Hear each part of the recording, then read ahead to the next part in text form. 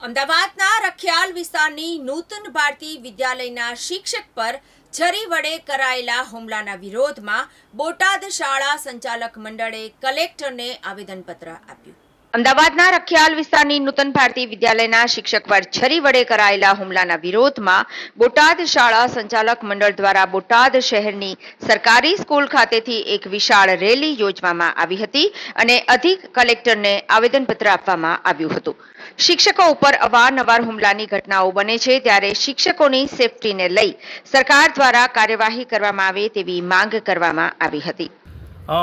ગઈકાલની એક દુઃખદ ઘટના એક શાળાની અંદર અમદાવાદની એક શાળામાં નૂતન ભારતી વિદ્યાલયમાં એક શિક્ષક ઉપર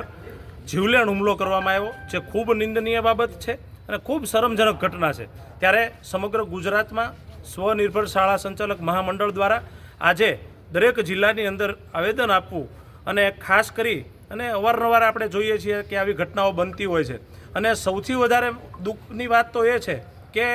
આ રાષ્ટ્રનો પાયો એ શિક્ષક ગણાય, એ પણ જ્યારે સુરક્ષિત ન હોય, આવી શાળાની અંદર ઘટના બનતી હોય। આપણે થોડાક દિવસ પહેલાં બોટાદની અંદર પણ એક આવી ઘટના બનેલી,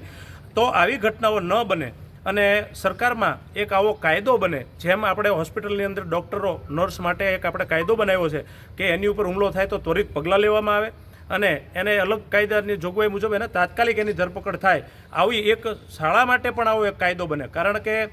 રાષ્ટ્રના નિર્માણમાં સૌથી મોટો હાથ હોય તો શિક્ષકોનો છે અને એ શિક્ષકો જ્યારે સુરક્ષિત નથી તો આ ઘટના ખૂબ નિંદનીય છે। તો વહેલી તકે આની ઉપર પગલાં લેવાય અને એક આવો કાયદો બને, એના માટે આજે સ્વનિર્ભર શાળા સંચાલક મંડળ બોટાદ જિલ્લા દ્વારા અહીંયા બોટાદ કલેક્ટર અને શિક્ષણ વિભાગમાં એક આવેદન આપવામાં આવ્યું છે।